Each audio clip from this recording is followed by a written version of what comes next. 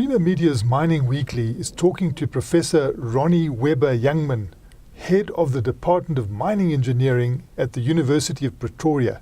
And we're speaking to him on the need for modern, imaginative mine design. Professor, what is the current state of the art when it comes to open-cast mine design? Thank you, Martin. Thank you very much for the opportunity. I think what had happened in the past, we designed mines, but we never knew where we were going to go with them. And I think the virtual reality environment has really changed that opportunity for us. We're at a point now where a lot of work has been done in terms of virtual reality and also virtual reality mine design for surface mines. And we're at a point now where we actually in a position where we can actually design a whole mine through virtual environment and actually look at the consequences of poor designs and also look at what's going to happen if you could do it in a different way.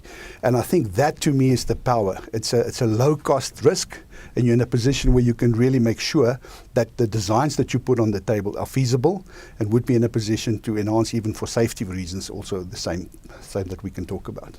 And how are students responding to this?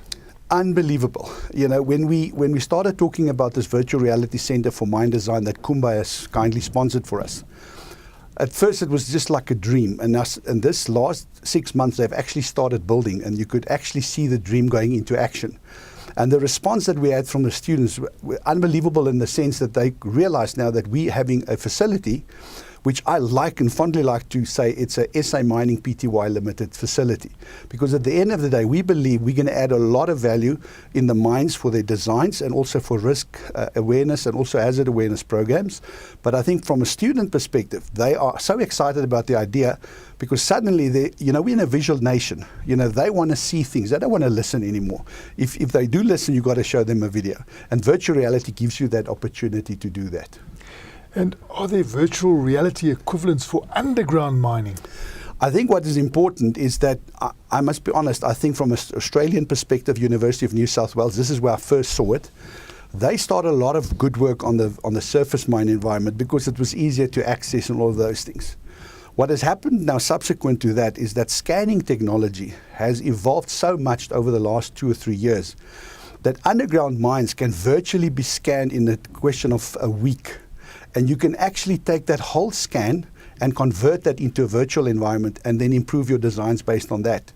And what we're currently busy at the university, we've identified 5 types of mining, from hard rock mines underground, surface mines, massive mines underground, coal mines. And we said what we want to do is virtualize them from an education perspective, but then turn that into reality by taking real mines and look at their designs, from a virtual perspective. And I think that's what we're going to do in future. So I'm quite excited about that. And when is the virtual going to become real? It's quite a good question. I think there's so many virtual applications already in play. The challenge with virtual and from a mine design perspective, there are so many mine design packages, from optimization right through to the whole virtualization process, that we still have a lot of work to do to bring all of that interdisciplinary packages together so that we have a quality mine design that incorporates money, risk, financial issues, everything.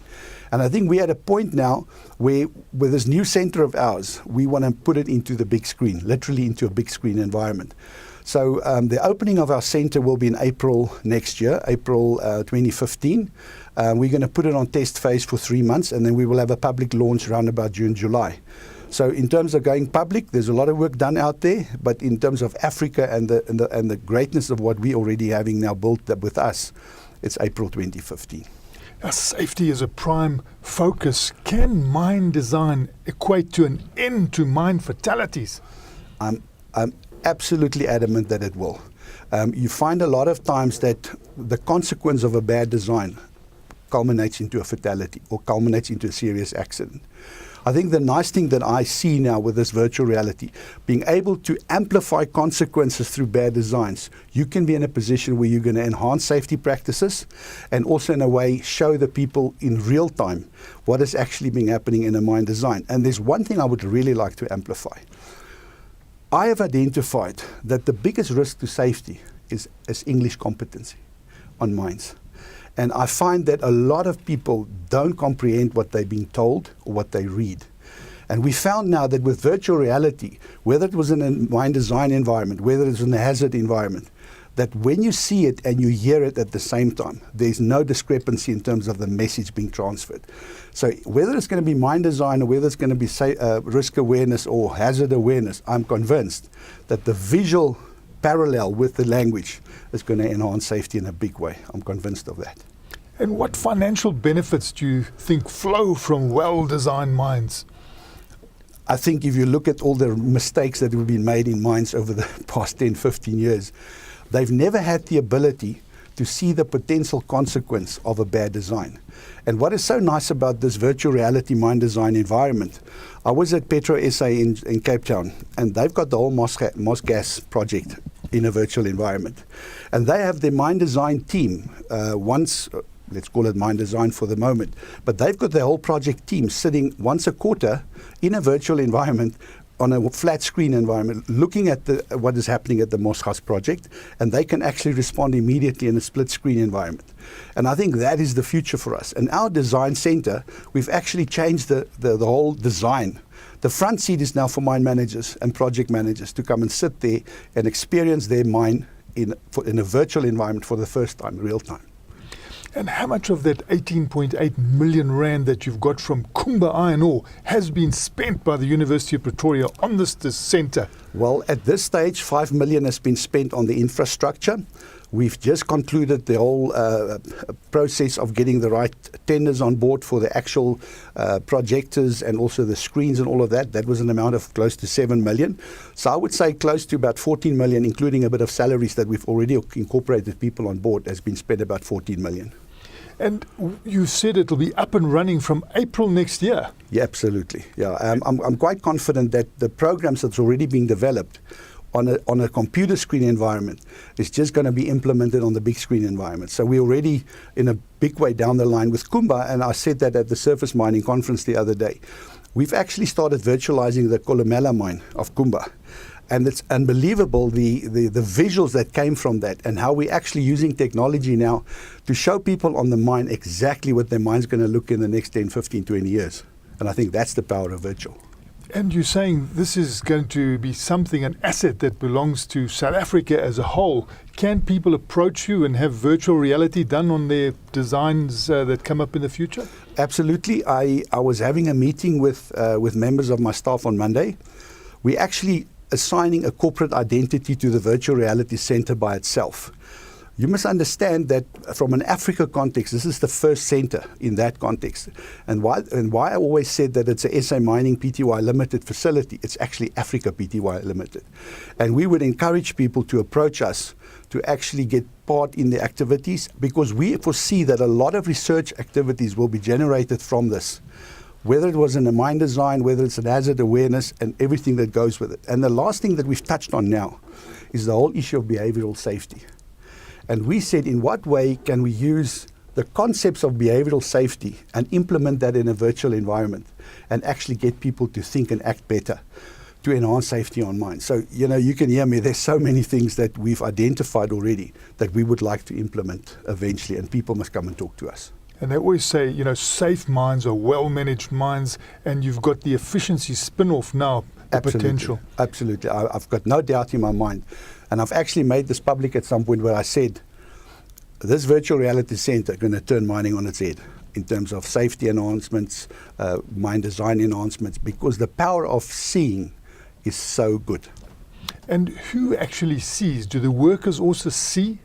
Absolutely. I think what is nice about the development of all of these packages, we can make that public to illiterate workers. We can make it available to people that don't understand English language specifically. And all of the packages that we are looking at designing, especially hazard awareness programs, can be done immediately in the preferred language of the listener.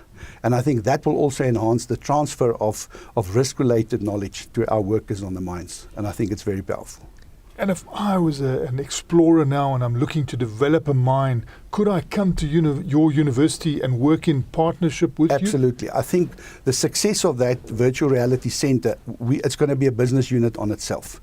We have to generate our own funds, we have to appoint our own staff members, and it will only be possible if we can have real collaborations with industry to take part in their activities, and also then in a position to help us to help them. And I think it's very powerful to know that it is possible to do that. And what will be the benefit of business coming to you? The benefit of business coming to me is twofold.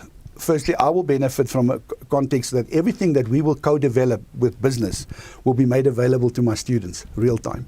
And I think the fact that we can take real-time information, turn it into real-time projects, and then transfer that knowledge down to our students, that I believe is a very powerful message. And I think the other thing I wanted to say, Wits University and also UJ, the other two mining schools, I've spoken to Professor Kaywood and I've spoken to Dr. Andre Dougal.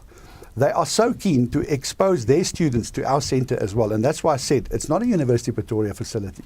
It's a national facility. And I'm quite convinced that that place is going to be very busy. I hope it's going to be busy. I think it will.